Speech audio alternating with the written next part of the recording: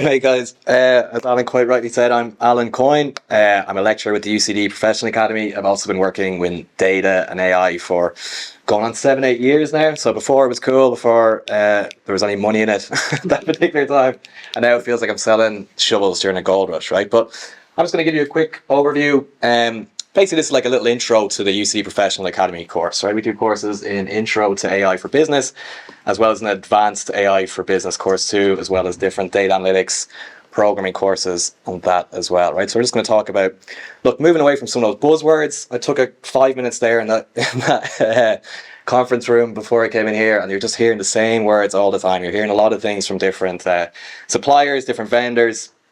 So let's see if we can move away from some of those buzzwords and into actual outcomes for your business, right? So just in terms of the agenda, we're going to have 20 minutes, right? But we'll just do a quick look at demystifying AI a little bit, right? So taking some of the practical components of what that means for your organization.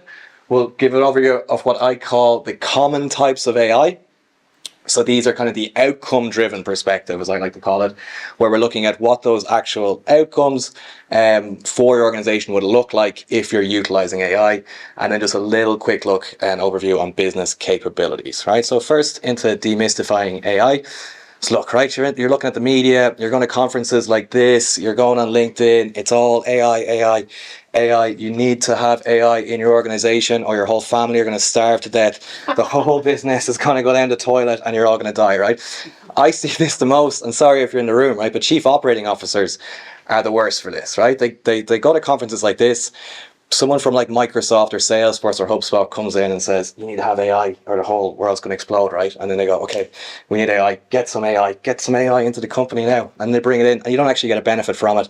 It might actually make your processes less efficient, right? So just to kind of set us off, right? This is a quote directly from the IBM website. IBM offers AI solutions to help you build the future of your business today. These solutions include IBM What's Next, that's a TM, the data and AI platform with a set of AI assistants, the deep scientific expertise of IBM research, that's a registered trademark, but that's a TM, I don't know what the difference is, right? And the teams of expert consultants ready to help you scale responsible AI across the enterprise. What does that mean? Can you tell me? What other AI is irresponsible? I don't know what it means. I did this same talk with one of the heads of computer science at UCD a few months back, and he's like, I don't know what that means. Right? And so if these people don't know what it means, how are you supposed to know what that means? Right? That's on the homepage of the IBM website in the AI section. And just one more. What I put and said. I'm from IBM, so like.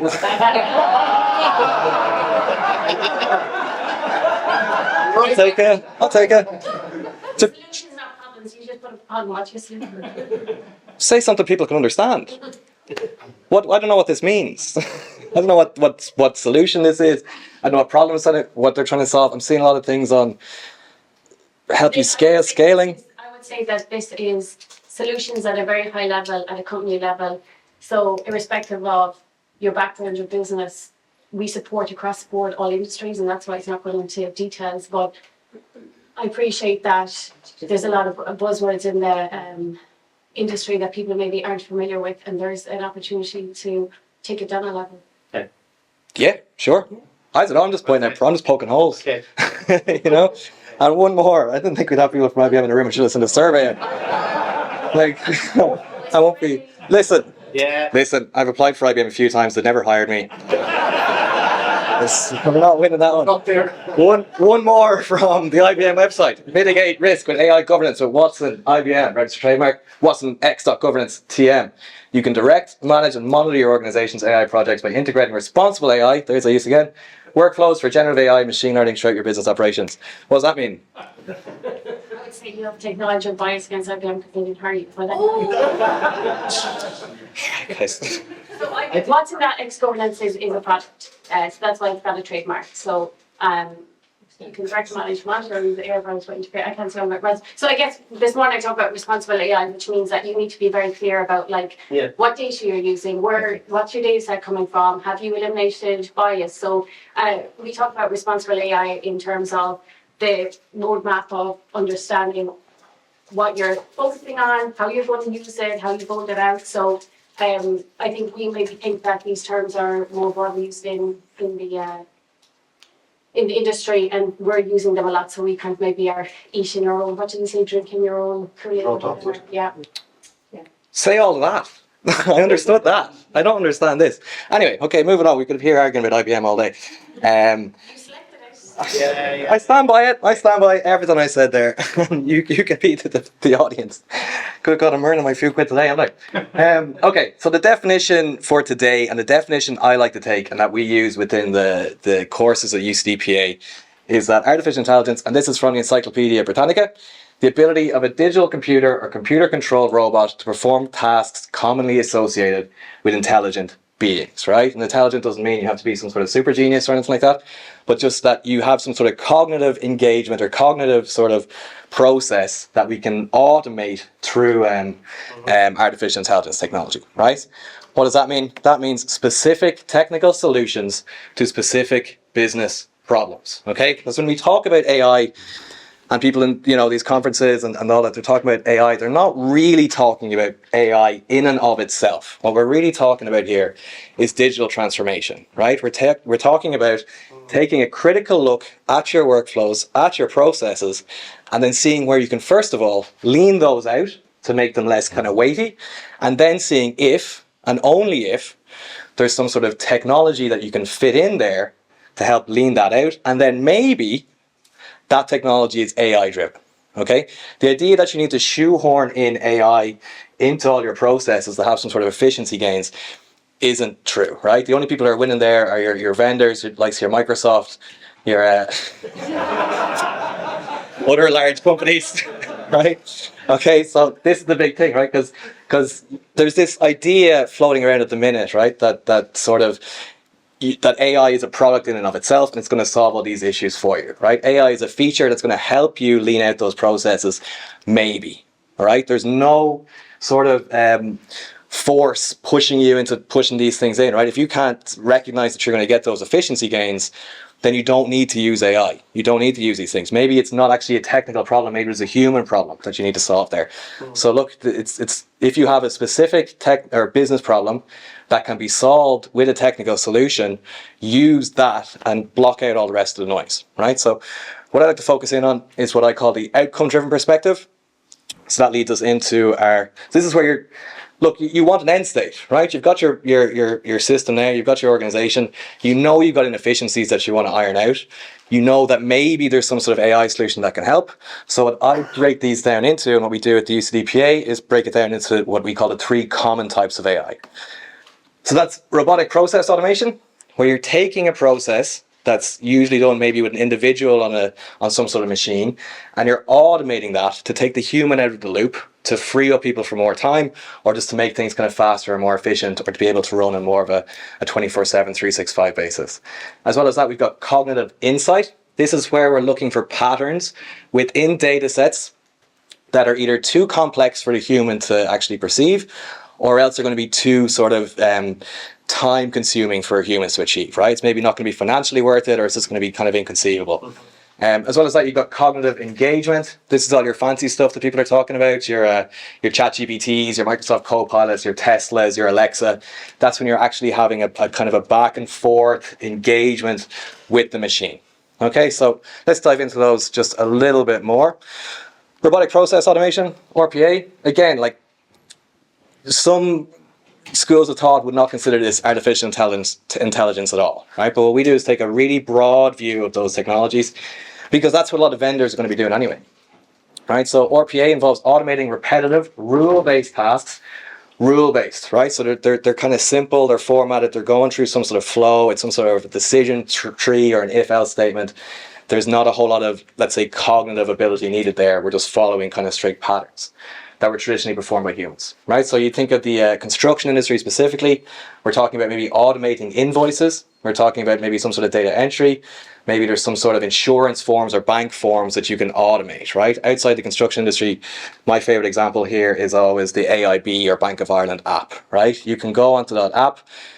Previously, before the digital banking stuff was kind of fully formed, if you wanted to take out a loan, you'd have to go into the bank, talk to a teller, and then they'd manually put in some just your salary, what you're trying to take out, the loan term, all those kind of things. Now you go on the app, you can do all of that automatically. You can do it 24/7, 365. You could be in a nightclub at 1 o'clock in the morning, right? Put that in, and you could have money in your account in 10 minutes, right?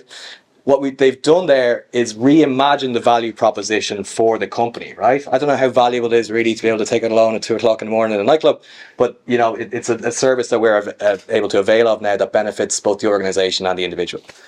Cognitive insight then. So as I said, involves extracting meaningful patterns and insights from data using artificial intelligence.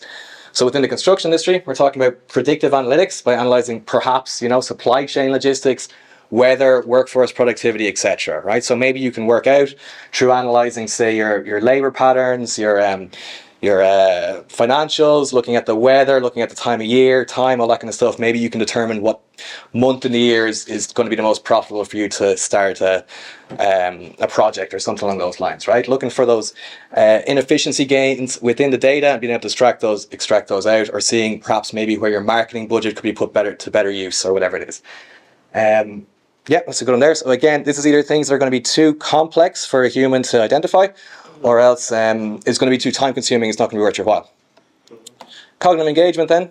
Cognitive engagement focuses on enhancing interactions between systems and users, right? So this is what we're all kind of used to in terms of, you know, your prompts and being able to speak back and forth with a machine or an Alexa or all that kind of stuff, right? In terms of use cases for the construction industry, maybe there's real-time updates on project status, weather, supply chain, all that good stuff, right? So maybe it's something you offer your customers to say, well, how long is this project going to get done? When are we going to get this component done? When do we get onto the electrical side? Whatever it is, and maybe you've got something there in terms of customer service or real-time updates. Same with maybe the weather, right? Maybe you've got some sort of tool there that the foreman can use to identify when to stand out, whatever it is. Again, supply chain stuff too. When is that delivery going to be made, whatever it is, right? Answering questions on safety protocols, equipment usage, and project specifications, if you so need them, right? So maybe you can put all of your policies or your safety protocols inside a system, and then your HR or individual team members can interact with the system and get that information in real time, freeing up humans to do more kind of impactful work, right? So again, how does this fit into your business and your day-to-day, right?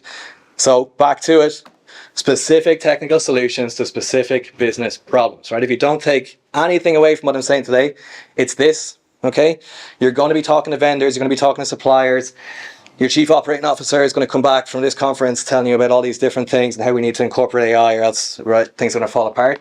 You need to think about your workflows, think about how you can lean those out first of all, seeing where technology can maybe fit in, and then seeing if and only if that solution is going to be sort of AI driven, right?